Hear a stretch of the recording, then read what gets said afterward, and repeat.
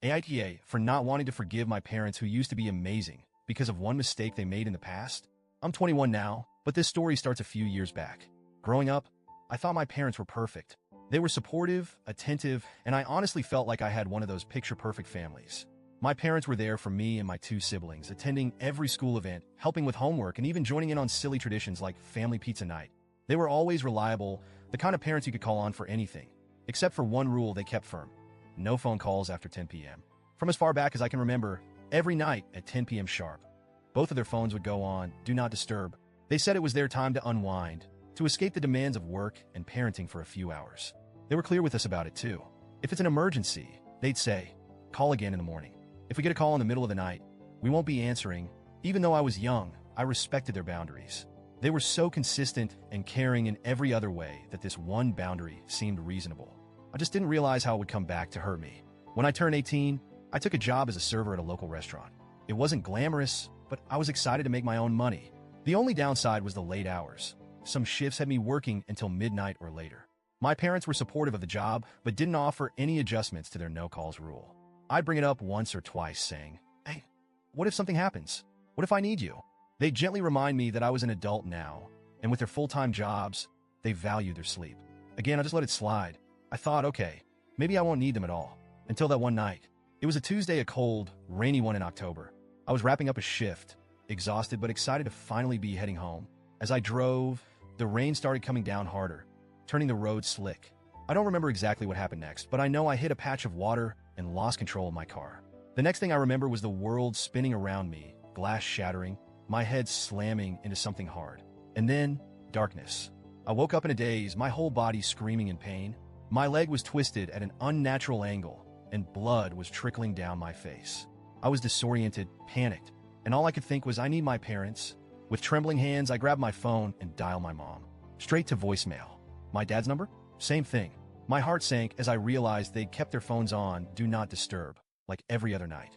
Desperation took over, and I called them over and over, hoping that, just this once, they'd feel something, anything, and pick up. But they didn't. I felt this overwhelming sense of abandonment right then. Here I was alone in the middle of a terrifying night, needing the people who promised to always be there. I needed them, but they weren't coming.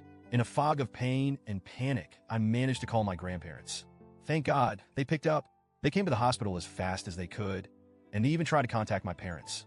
But, as expected, they couldn't reach them either. By the time my parents finally saw the calls, I was already out of surgery. They arrived at the hospital around 7 a.m., visibly shaken and devastated by what had happened. But, to me, it felt like they were too late. They hadn't been there when I needed them most. The aftermath of that night wasn't just physical. It changed me on a fundamental level. I didn't just suffer injuries. I was left with a permanent disability that affects me daily. I spent weeks in the hospital, and my grandparents were by my side every step of the way. My parents apologized, but I couldn't get over the feeling of betrayal. I knew they hadn't intended to abandon me, but the outcome felt the same. Even when I went home, my relationship with my parents was strained. I could barely look at them without feeling resentment. They tried to make amends by offering to drive me to physical therapy and doctor's appointments, but I refused their help. I leaned on my grandparents instead, who continued to be there for me. My parents didn't understand why I wouldn't let them help, but I couldn't bring myself to let them in again. They promised to change their behavior, and to their credit, they did. My siblings have told me that since that night, my parents keep their phones on at all hours, ready to answer any call, anytime.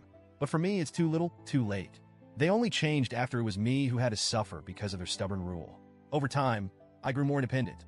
I found a job that accommodated my needs, saved up, and finally moved out. When I did, I went no contact with my parents. My grandparents tried to intervene, saying I was punishing them too harshly for something they couldn't have foreseen. They argued that my parents had learned from their mistake, that they felt genuine guilt, and that they'd do anything to make it up to me. But here's the thing, there's no undoing what happened. That night is seared into my memory as one of the most traumatic moments of my life. And I went through it alone because they weren't there. It's not something I can easily forgive, even if they've done everything right since then. I know they're sorry, and I know they've changed. But part of me feels like I'm still the abandoned girl in that wrecked car, alone and terrified, while the two people I depended on were peacefully asleep. I know my decision to go no contact has hurt my grandparents, and I feel guilty about that. They've been my rock, and I hate disappointing them. But they don't understand what it's like to feel so utterly alone and abandoned by the people who are supposed to love you unconditionally. And as much as I appreciate their loyalty to my parents, I can't just forgive and forget when I'm the one living with the aftermath of that night. So, Reddit, AITA for refusing to forgive my parents for this one mistake?